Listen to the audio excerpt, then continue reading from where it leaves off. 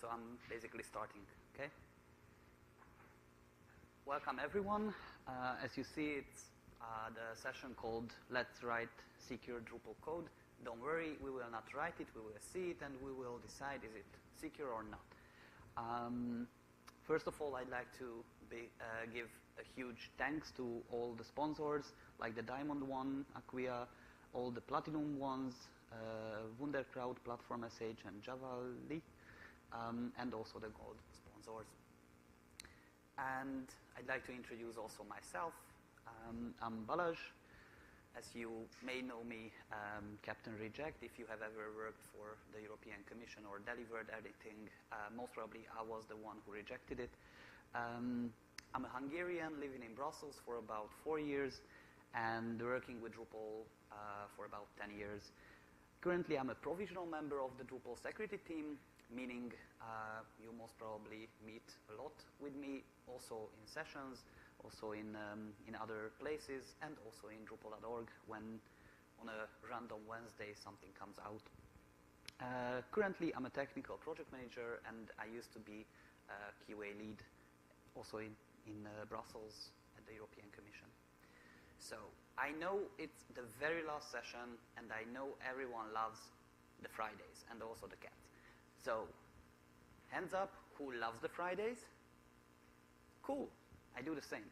Also heads up, who are site builders, who build sites. Okay, great. So as you may know, we will speak about some security stuff, so I'm going to kick this off with a nice demo. It's mainly about one thing that a lot of people by mistake do on a Drupal website, making it basically vulnerable. As you know, on Drupal 7, 8, most probably later as well, there are, okay, you don't see it. Okay, that's not good. Okay, you still don't see it. Okay, that's definitely not what I wanted to get. You see basically nothing now. Okay. Okay, demo. So that's not a demo. Yeah, sorry. Only one thing I didn't check, how I will be able to show these things. Okay, anyway, you will get the demo for sure. Just I have to manage it a little bit.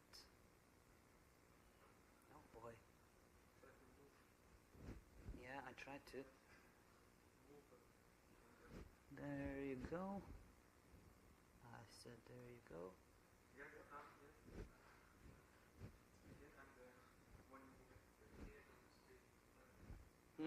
Say it again?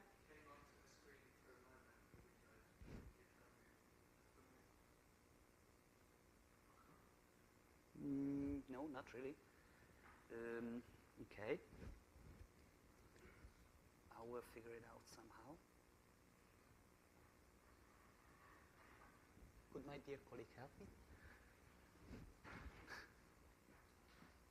How I can put this there?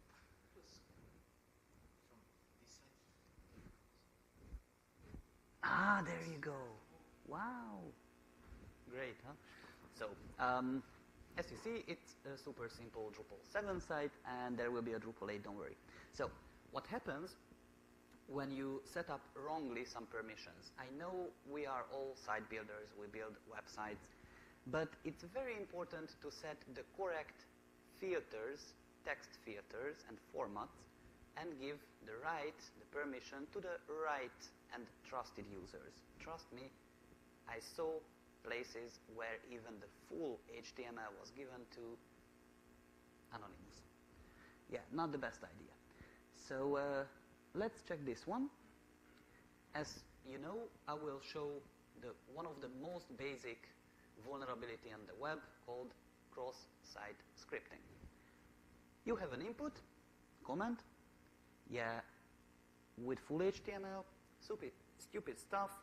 We can do like this. Do I type? I do. Okay. And basically, it's gonna be there. Right. Okay. So, stupid, huh? But what is not that stupid, and most of the people see the XSS as just I did. So if I just, if I just refresh the page, only the XSS pops up. But there are things that we have to know. What you can do with your hands, I can do with XSS. So let's do something funky. There is some code, and basically it's gonna kind of break the site. I just put it there. I choose the full HTML and just save it. Okay, there is the XSS still, but we see nothing else because it works when someone, like an admin, visits the page. So let's try this. Okay, I need the admin. So it's the same website. Huh? I go to the test article. Okay, I get again the XSS, and nothing really happened. Not exactly. A lot of things happened. Like, okay, like if I refresh the page, I just made it via XSS. It's under maintenance now. The site got hacked. Only by one mistake, that filter was given to UID 0, to anonymous. Not the best idea. But if you see the other stuff that I also can do with it, it's basically I even can change nodes on the website with this script. Still Drupal 7, but I'm going to show you the Drupal 8 as well. That's another article. You see, it's a very huge pleasure to show this nice buddy to everyone. Okay. Oh, I think I will not be able to submit it because the site is under maintenance, right? It's very hard to guess where I am. Okay, there you go. So I'm going to just put it back. Okay, XSS. Let's go to online. Okay. Then there is the code, not filter HTML, but full. I just save it. Again, we see nothing. But when our friend who edits everything on the site, like an admin, goes to the, not here, but to the node 2, he basically executed that now. When I refresh the page, there is the image and something really bad. Just to make it clear, is the same behavior on Drupal 8. So don't think about how badly written Drupal 7. It's totally the same on Drupal 8. If I just put here, okay, with the source, just the classic stupid one, the script, other alert, XSS, and I try to close it. It's basically gonna be executed. Kind of slow. Okay, yeah, it has to be approved. Doesn't matter. I go there. I will approve it. You will see it right now. It's there basically. So if you set up your website wrongly, the settings matter. It's gonna happen. Let's go back to the slides. Try to go back to the slides. There you go. Okay, so that was a demo just about how easy to make a website vulnerable.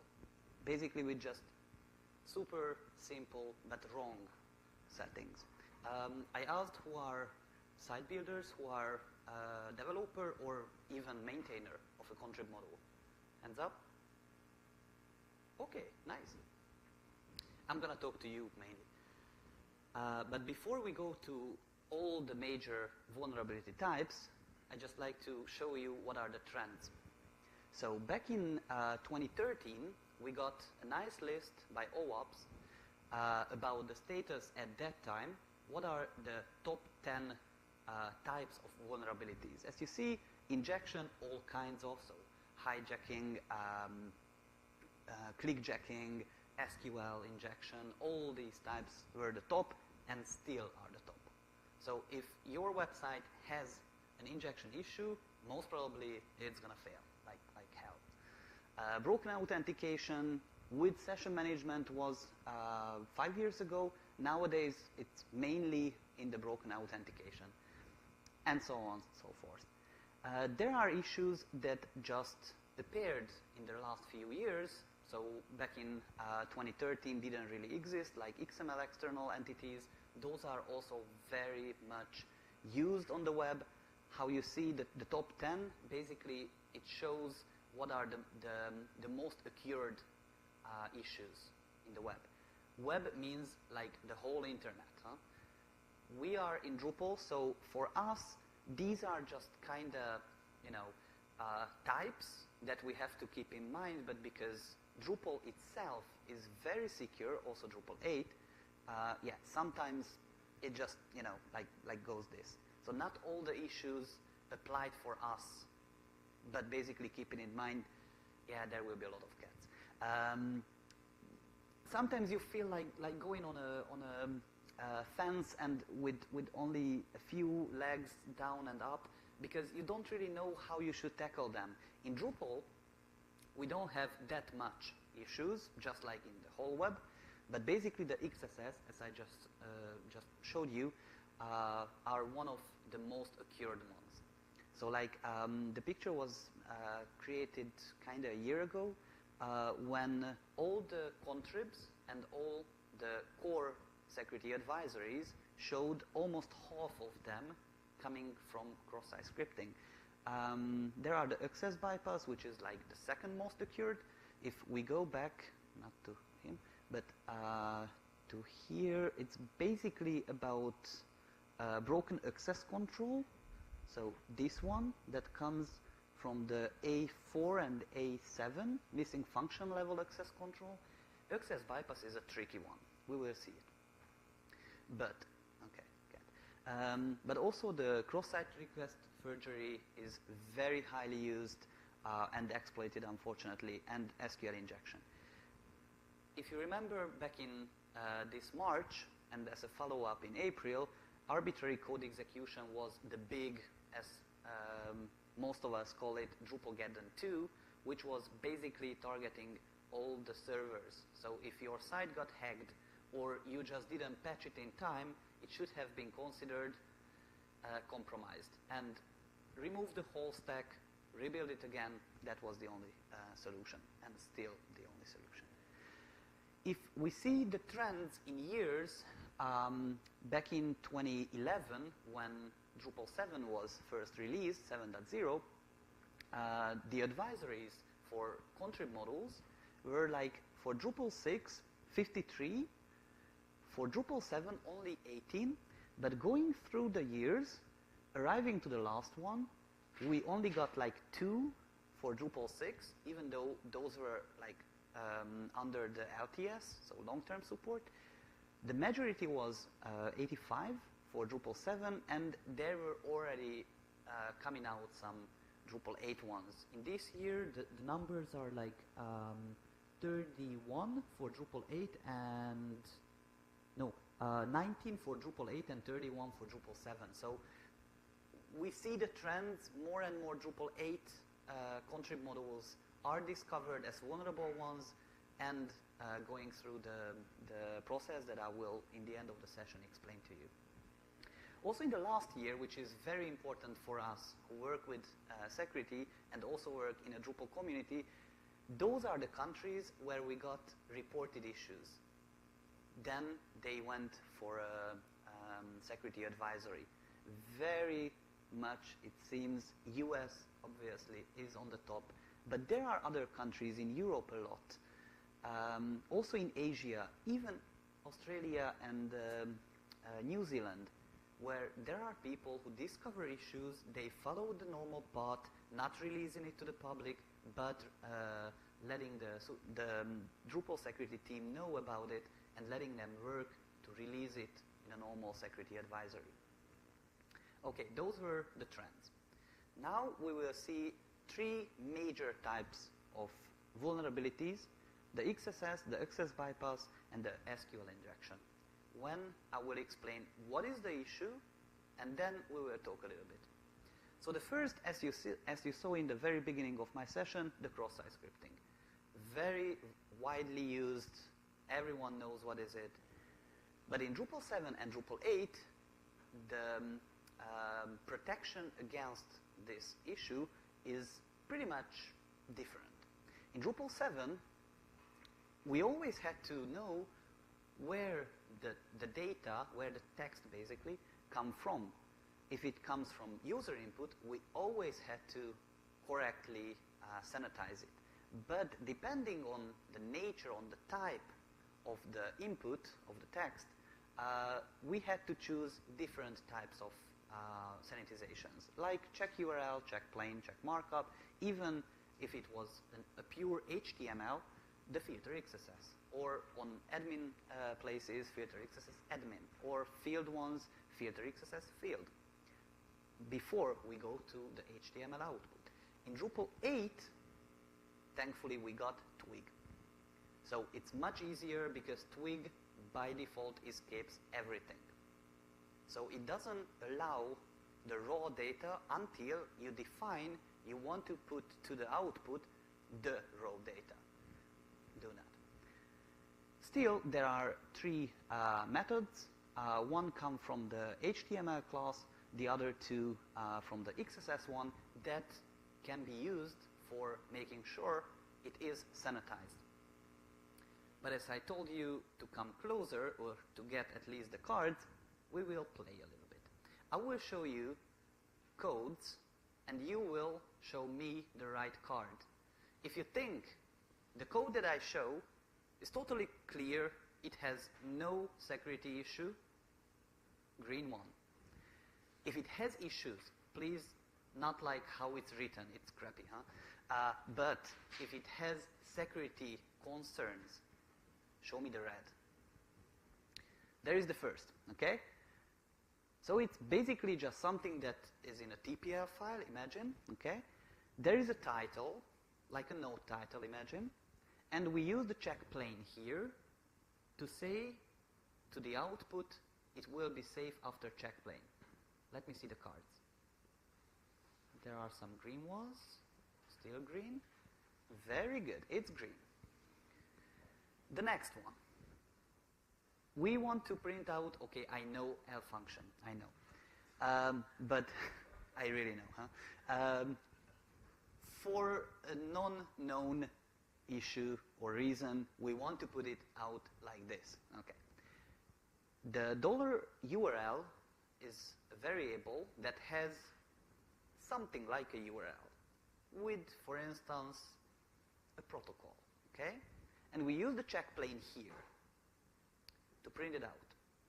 Is it safe or not? There are reds. There is a green. You are a colleague of mine, dude. Okay, there are also greens.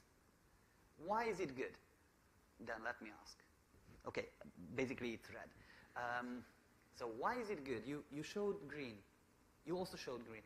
Why it can be good?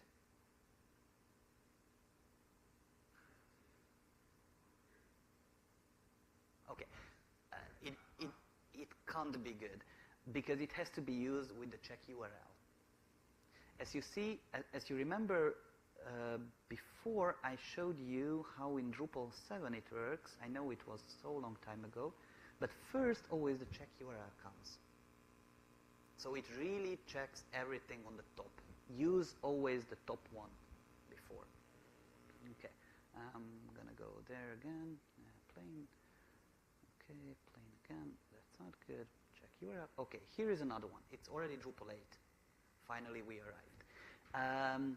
So what it does, it basically just goes through the items coming from somewhere, and for the $sign body, it just gets the body field somehow with the value. Okay, then we have something like a custom theme, and we just throw out the body. Is it good or not? There is one red, there is a green. Okay, we are divided. There is another red. and the majority lost me, or I lost them, it's basically not good. Yeah. Why not? Because we should use the processed text with the correct format. As you remember in the beginning, I showed you the full HTML text filter thingies, and here in this line, the format has to be taken from the field and use that one via the processed text to make it proper. So if it was properly set and given the permission as a full HTML, it will render as a full HTML. Do not use it. Okay. You are super good. How you can test your code against XSS? Basically, XSS always comes from a user input. So just take the input as a field, as a input, it's HTML, and just put one of or both of them there. It even can be automated from Behat or from other frameworks, and just execute these. If there is a pop-up like an alert, or here via the img tag, you can be sure the field is vulnerable. If there is no, then most probably you are okay. Only these two examples cover about 90 to 95% of the cases when we can make sure, using these patterns, we can decide the field is vulnerable or not against XSS. Okay, here comes the second type, which is the access bypass. I already mentioned in a few sentences. So, what it does, it allows to a user to do something or to get an access to something. Again, to do something. Basically, from hook menu, you can remember access callback thingies. You can set it up. Also, node access system in Drupal 8, entity access, field access, views access control, all kind of access controls are there. But basically, we always have to know who we want to give the right to. What you expected. There are new tests. Sorry. This is Drupal 7. Maybe you remember. Just imagine the access argument is an administer my module, and we just give back this URL somehow. Is it good or not? Does it have any security implications or concerns or something? Let me see the cards. Only green one. Oh, there is a red one. Okay, I love it. Why is it red? I think it generally would be okay if I remember correctly. That's assuming that the access callback would be default mode, which isn't always the case. Access callback is always, the default is the user access in Drupal 7. So it will be just execute and check, does the user have the administer my model or not?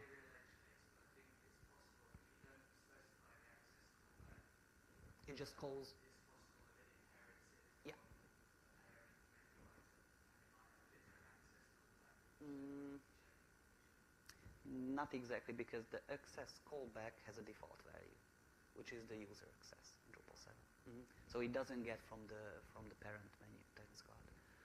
Otherwise, it could be really bad. So basically, it's a green, but very nice try. Let me show you a little bit different one. Again, Drupal 7 still. So it's a DB select, where we ask items from the node table. We need the title and the node ID in the condition of articles, article types. And we just give back the result. Is it good or not? Okay, there is a red one. Green, green. You are adopting. Okay, why is it red? Because we don't check the access for current user. We can. Current user? How would you do that?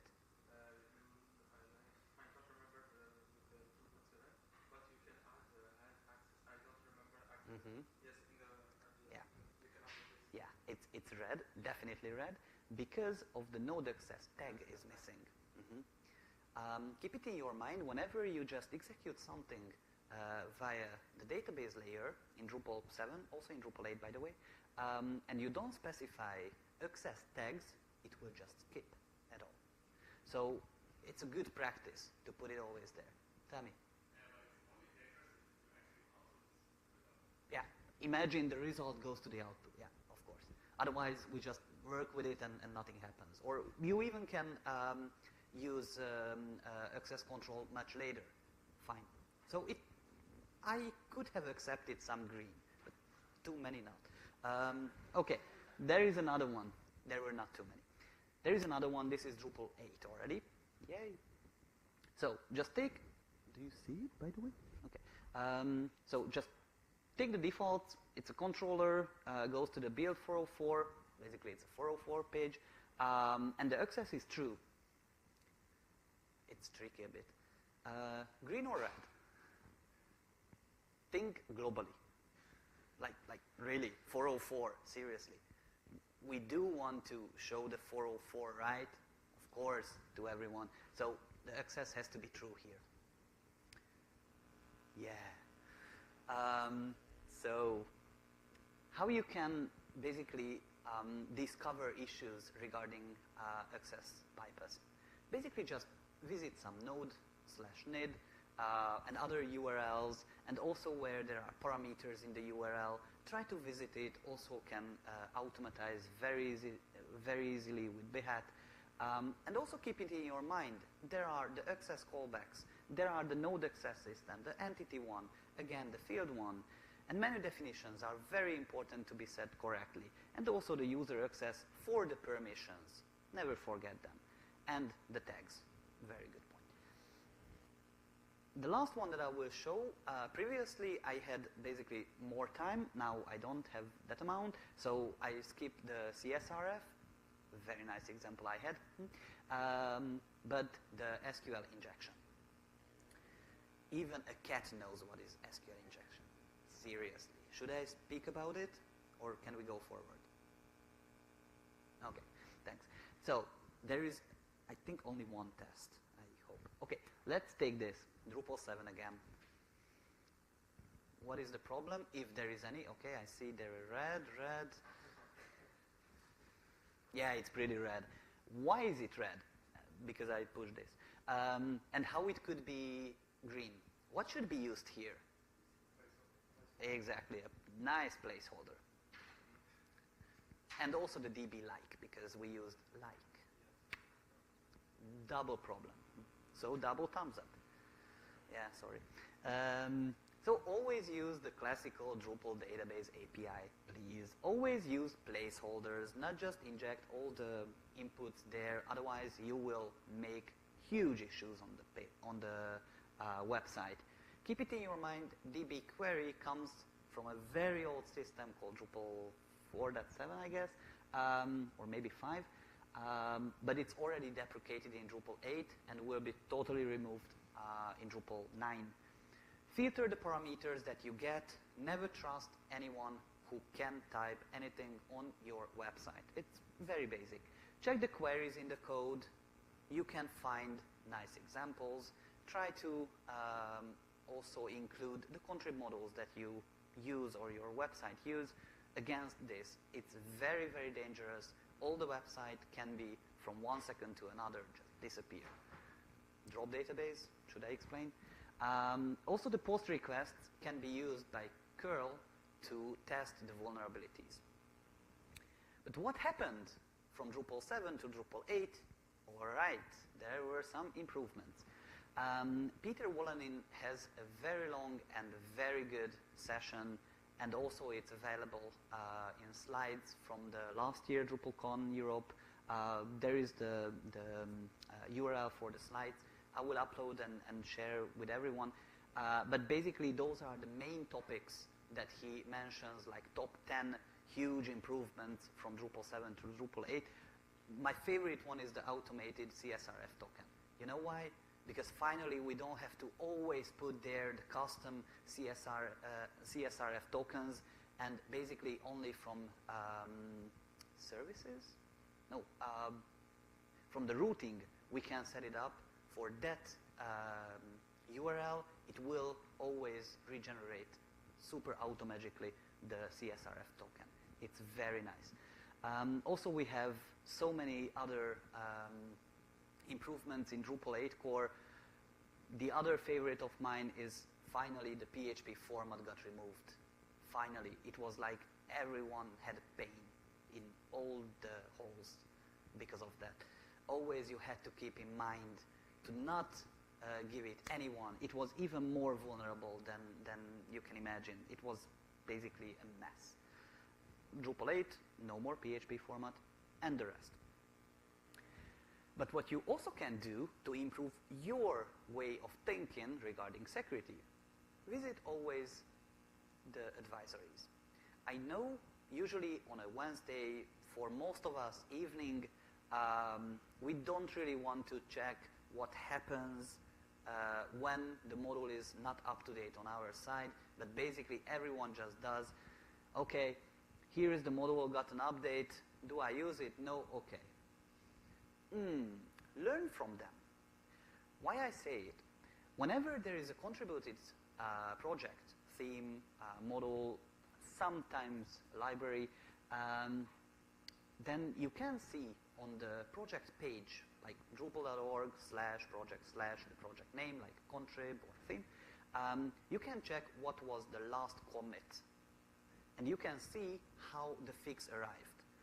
On the advisory page, you most probably will not get all the information, how you can exploit it, obviously. We don't want to let everyone know, okay, there is the issue, guys. Sometimes you even get just a restricted access for a permission that is needed to exploit that specific issue. Sometimes you only get that. I recommend to take that permission and grab it on the whole module and see where it's used, and then you will have an idea about how the issue come from. But also important to know, not all the Drupal modules get the so-called coverage by the Drupal security team. So, yeah, I'm talking about the middle one now, not the top. Security advisories are only and exclusively for the stable modules, except, for instance, a few years ago, half a year ago, when entity translation was still not released as a stable one. Now it is. But if someone would have found something in entity translation, especially because it went to Drupal 8 core, kind of like copy-paste, then it could have been announced as a security advisory, but very rare when we do it like this. No alpha, no beta, no release candidate, no gamma, no dev, no all the Greek letters. And only, and also exclusively, the modules that are hosted on Drupal.org. So if you have a module which is on GitHub or Bitbucket or whatever, we don't care, really.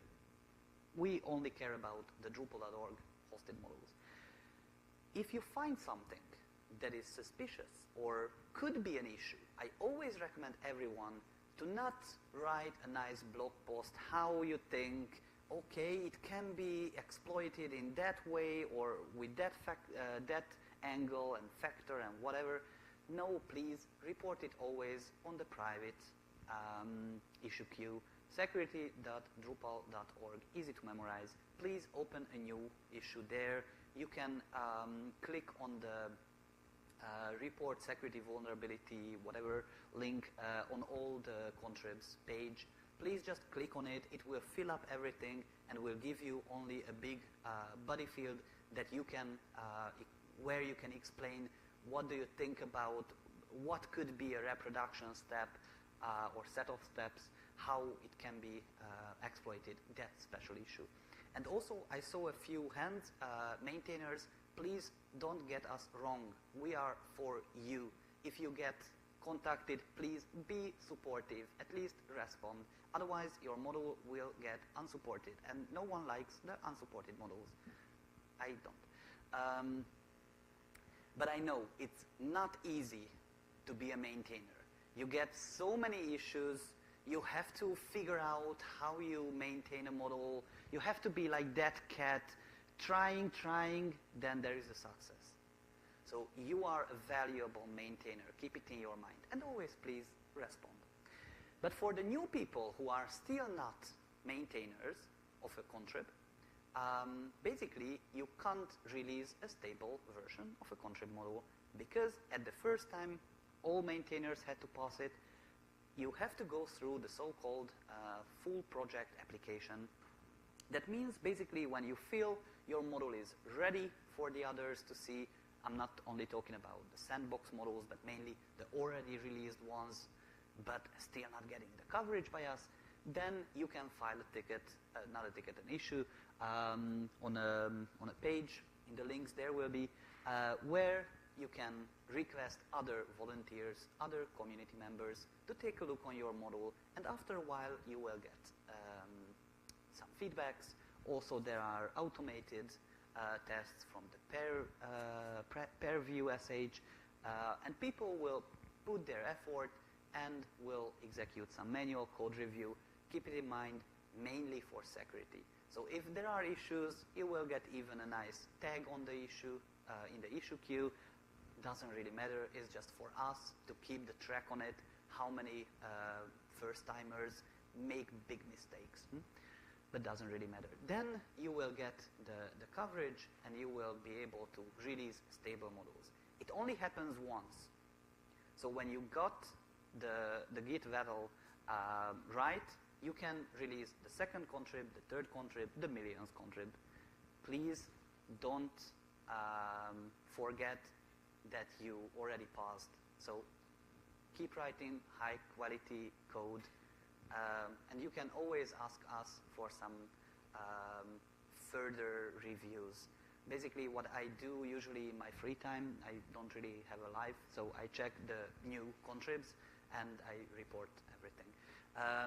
And then we invite the nice maintainer, then we target how it can be advised, and on the next or the next Wednesday, you will see again my name.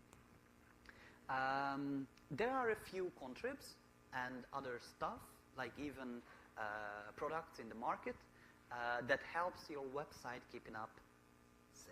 keeping them up safe. So there are a few contrib models, even security review on Simple Test Me, also the password policy. By the way, please try to contribute for the password policy. We are so close to release the Drupal 8 version. Yeah.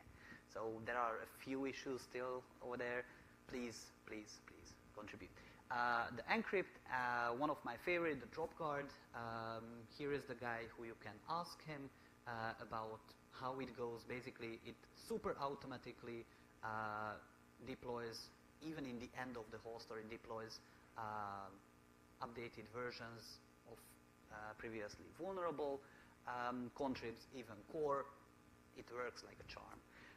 Composer security checker and permission report are also nice tools that you can use to make sure your website is secure. Please do not put these models, except the drop guard, to production. So try to imagine them as, for instance, devil model. Okay, so those are for development, not like on production.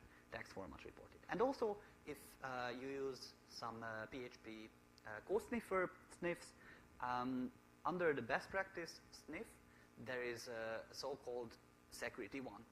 Unfortunately, it's pretty old, so it's like 5-6 years old, but still the best practices are there. So it also checks your code against the well-known vulnerabilities. And I don't have anything else, but just another cat, and I'm waiting for your questions now. And he will give a microphone if anyone has any questions. Yeah. Shoot. Nice presentation. I hear about the full application project should be removed since few months ago. I would say the policy changed a little bit. So we give the right, but if you see a contrib that doesn't have the green, but only the yellow background of the release, which is a stable one, then it means the maintainer still doesn't have the full protection by the Drupal security team. It also means if someone finds an issue, a security issue with that model, and report it to the security Drupal org, we will ask that to be fixed in the public queue. See? So that's a little bit changed, yes. So it means that... it's always good to get that right. So it means that a new user can always create a module or contribute that is watched by the Exactly. user. Okay. Yeah. Thanks. No worries.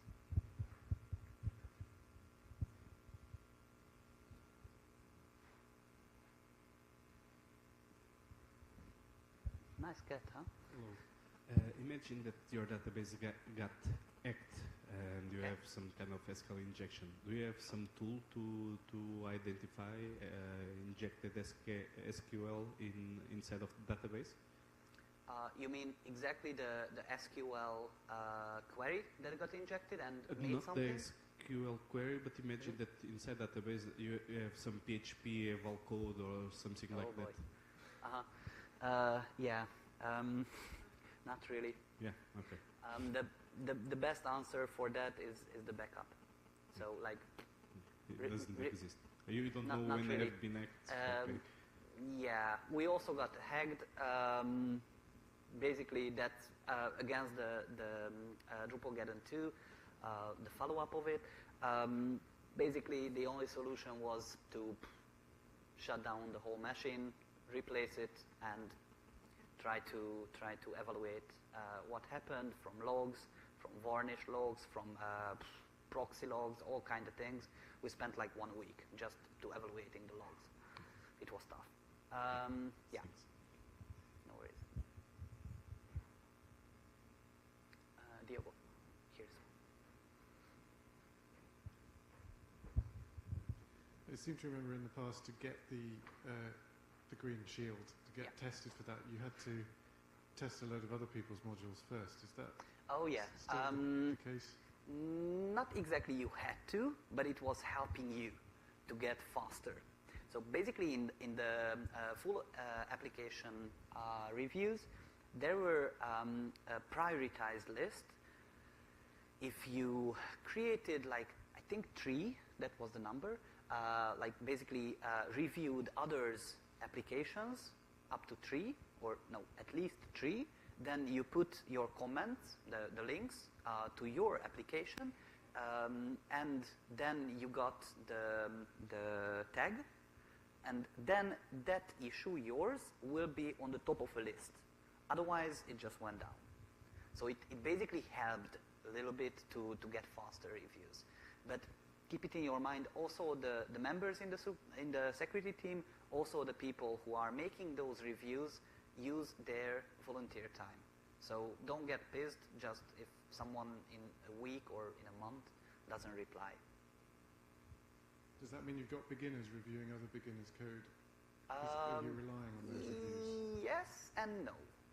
I mean, imagine a beginner who writes a code, like a new contrib, filing that, and being aware of that helper thingy, and he checks 3 others. But obviously, just because of checking 3 others and pulling there or writing there, everything is good, this is not a check. So this is not a review. I mean, like, okay, no, this is not a review. I'm not talking about being maniac and find something that is there which is not valid. So like really valid ones. But at least execute the pair view.sh or write down, I know another model that does similar things, or I don't know, hook help should be implemented. These small stuff that the beginner contributors usually forget. So if you just take randomly a 1-2 years old application, there will be things like this reminding the maintainer to please follow these standards. Am I answered your question? Great.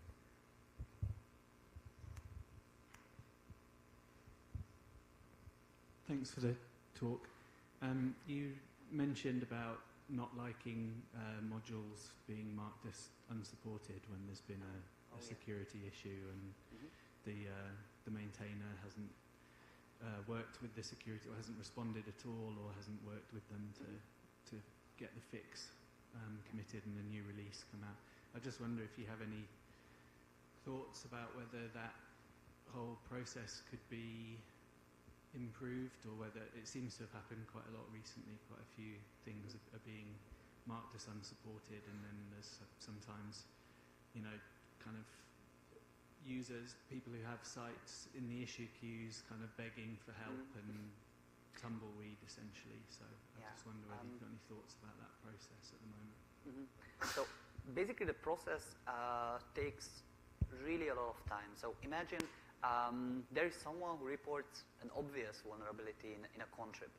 Then in a few days there will be a full member who will give the access to the maintainers, or if there is only one, to the maintainer.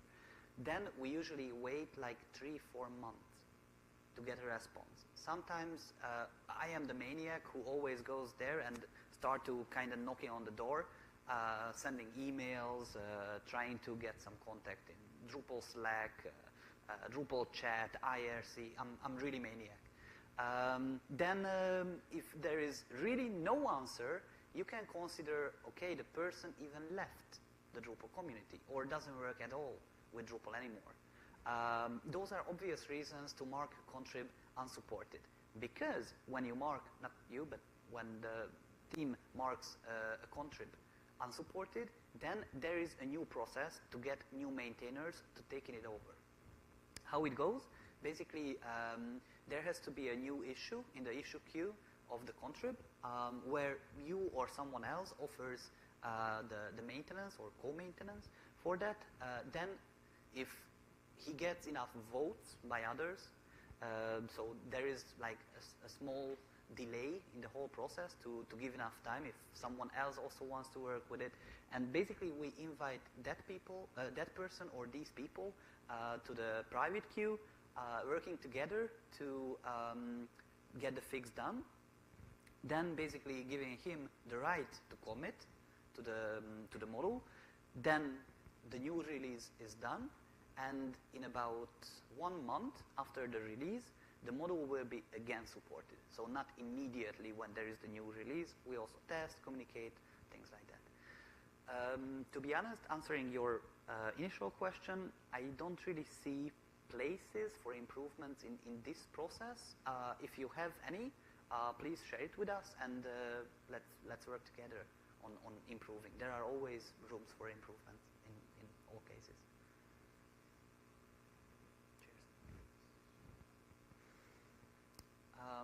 You can still find me somewhere in a pub tonight, watching games. But I'd like to give a thanks for everyone being with me, especially in the very last session. And we can, I think, finish for now. Oh, we are in time even. And going to the final session to close the whole conference.